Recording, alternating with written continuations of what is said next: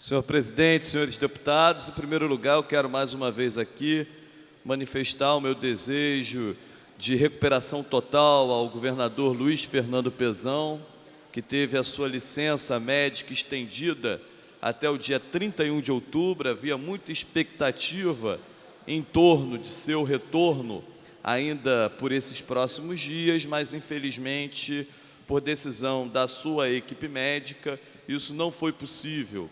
O governador Luiz Fernando Pezão, que foi eleito como governador, ainda que o seu vice, Francisco Dornelles, tenha sido eleito como vice na sua chapa, obviamente que se vota, claro, em governador e vice-governador, mas o projeto, geralmente no Brasil, a gente tem essa institucionalização de cargos, onde há uma importância grande para o titular, e nós torcemos pela sua recuperação, independente de posicionamentos ideológicos.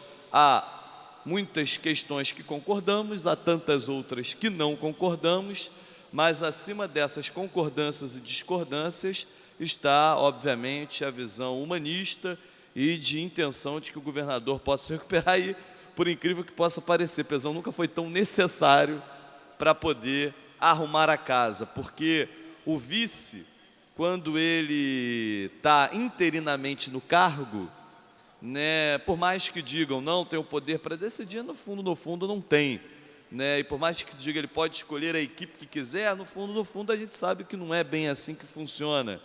E às vezes não adianta muito também mudar o técnico se o técnico não tem a possibilidade de mudar o time.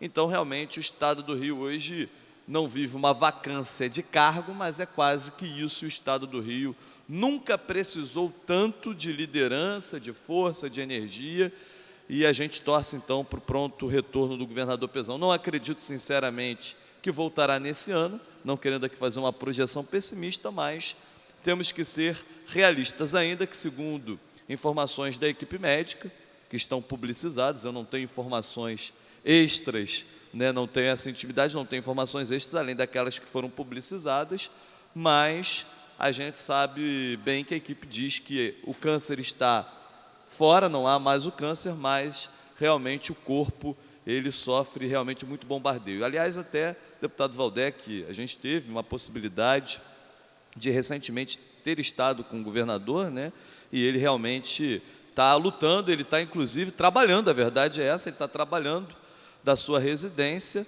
mas com as dificuldades naturais de quem passou por um tratamento muito difícil, que é o do câncer, e ele, um tratamento para efeito comparativo, dos mais recentes, as doses que ele tomou foram muito mais pesadas que, por exemplo, o presidente Lula no seu câncer, a presidenta Dilma e o próprio Reinaldo Gianecchini, casos recentes na memória dos brasileiros, e por isso as dificuldades.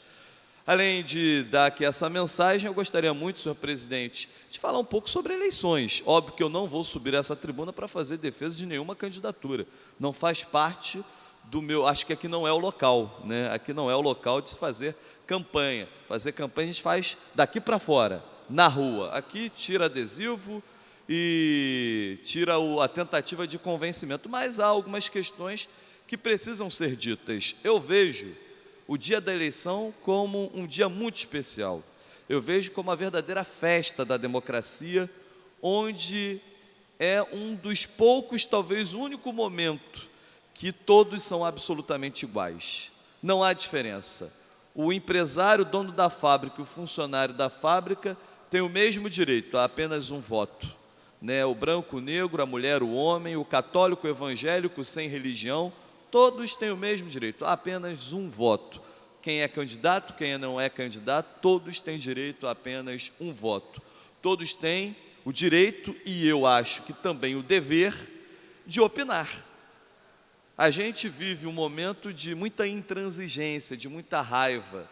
E em momentos de intransigência e raiva, há aquela história de que eu não quero fazer parte desta história, eu não quero fazer parte disso. Eu quero protestar e o meu protesto é no voto branco e nulo. Olha, minha gente, em primeiro lugar, voto branco e nulo não é protesto nem aqui nem em lugar nenhum. Voto branco e nulo tem muito mais a ver com preguiça do que propriamente com protesto. Se protesta escolhendo um projeto, porque por mais que digam que é tudo igual, não é. né? Não é tudo igual, pelo contrário. Há grandes e claras diferenças em qualquer eleição municipal de qualquer um dos nossos 92 municípios do estado do Rio de Janeiro. Há projetos que podem até se assemelhar, há comportamentos que podem até ser parecidos, mas sempre há diferenças. Eu acredito que a pessoa que pratica o exercício de que competência tem que sim ser julgada e atuações têm que ser comparadas, se fizer esse filtro, já dá um grande prazo para perceber que há diferenças. Quando você diz que vota branco e nulo para não participar, você já está participando. Quando você diz que não quer participar, já é participar. E é tão grave, tão responsável quanto quem fez a escolha em candidato A, B ou C. Então, é importante também desmistificar algumas questões. Nada desgraça mais a democracia do que a generalização. Generalizar é para quem tem realmente muita preguiça em estudar ou se dedicar poucos minutos a perceber certas questões. Agora, o processo eleitoral também, ele traz uma reflexão que é das mais fundamentais. A gente tem que parar com essa história de político Copa do Mundo, que só aparece de 4 em 4 anos. A gente tem que parar, e eu como eleitor, e nessa eleição eu sou eleitor, não sou candidato, como eleitor, a prática, o exercício do voto, ele tem que ser uma constante, tem que ser 4 anos, a vigília tem que ser permanente. Não podemos ficar, deputado Valdec, discutindo das nossas cidades, as nossas realidades só na eleição. A discussão ela tem que ser permanente, ela tem que existir o tempo todo. Não se pode discutir cidades apenas de 4 em 4 anos. Essa discussão ela tem que ser diária, digo até mais do que diária. A todo minuto ela deve estar sendo feita. Dizem que o povo tem memória fraca. Eu não acredito que tenhamos memória fraca, não podemos ter memória fraca. Nós devemos sentir e perceber tudo aquilo que sentimos na pele nas decisões que são políticas. A política muda a vida, e goste dela ou não, ela vai mexer com as nossas vidas, e todos nós somos seres políticos. A recusa à política é uma recusa a si mesmo. A recusa à política é a recusa à fé e à esperança de vida em sociedade, de coletividade. Não há outra forma de mudar, senão através da política. Então, ter ojeriza a política é uma besteira gigantesca. E é por isso que eu desejo a todos os eleitores do estado do Rio de Janeiro, dos 92 municípios, daqueles que já conhecerão seus prefeitos e vereadores no dia 2 de outubro, e daqueles poucos municípios, menos de 10% talvez, no estado do Rio de Janeiro, que terá o segundo turno. Até porque a maioria dos nossos municípios não tem 200 mil eleitores, né? Não adianta ter 200 mil habitantes, tem que ter 200 mil eleitores. Então, como a maioria não tem 200 mil eleitores, já são poucos os municípios que têm a possibilidade do segundo turno. Talvez um ou outro já tenha a definição em primeiro turno e, como na capital e em outros municípios, a gente sabe que haverá o segundo turno das eleições. Aliás, o segundo turno, eu acho que devia até haver uma mudança na legislação. Alguns municípios, aqueles que têm, na minha visão, mais de 100 mil eleitores, deveriam ter o segundo turno, né? É muito ruim, porque às vezes você vê em municípios, e aí eu vou citar um caso muito específico, por exemplo, o município de Nova Friburgo, na última eleição, foi definida, no município que tem 139, tinha 139 mil eleitores à época, a eleição foi definida por uma diferença de 2 mil votos apenas. Aí o que acontece? O prefeito eleito tem dificuldade pela ausência, tem legitimidade, mas tem dificuldade pela votação apertada, né? E a soma de todos os outros dá muito mais do que ele fez na eleição, e aí ele tem toda a dificuldade durante os 4 anos. Né? Então, eu acho que tinha que ter uma mudança nessa legislação no sentido de que municípios com mais de 100 mil ou 150 mil habitantes tivessem a possibilidade de segundo turno. E uma outra visão que deve ser dita aqui, a reforma política feita recentemente pelo Congresso Nacional com validade a partir dessa eleição, saiu muito pior do que o que tinha anteriormente. A reforma política é de uma ignorância e ela é absolutamente despolitizante.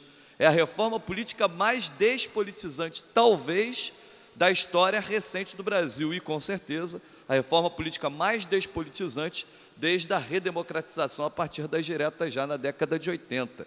Né? Essa reforma política foi mal feita, mal conduzida e principalmente sem a consulta à população. Né? Uma reforma política deve passar pela consulta popular. E hoje já se fala no Congresso Nacional numa nova reforma política, interferindo inclusive nas eleições de deputados estaduais e federais com aqueles que defendem lista fechada. Olha, eu não tenho uma opinião formada sobre o assunto, mas para decidir essas questões tem que ter plebiscito, tem que consultar a população.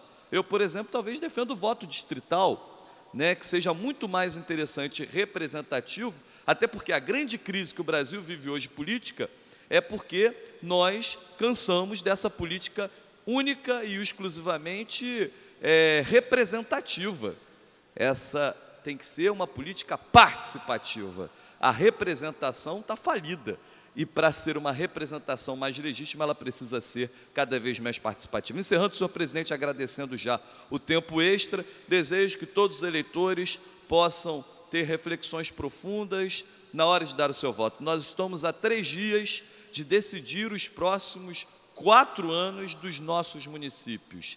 E eu tenho certeza que onde há desejo de mudança, que a mudança ocorra, e aqueles que foram aprovados, são muito poucos, os prefeitos aprovados, que se possa manter aquilo que deu certo. O que não deu certo precisa ser mudado e tem que ter coragem para mudar, e assim a gente espera para que o Estado do Rio possa sair fortalecido desse pleito. Obrigado, senhor presidente.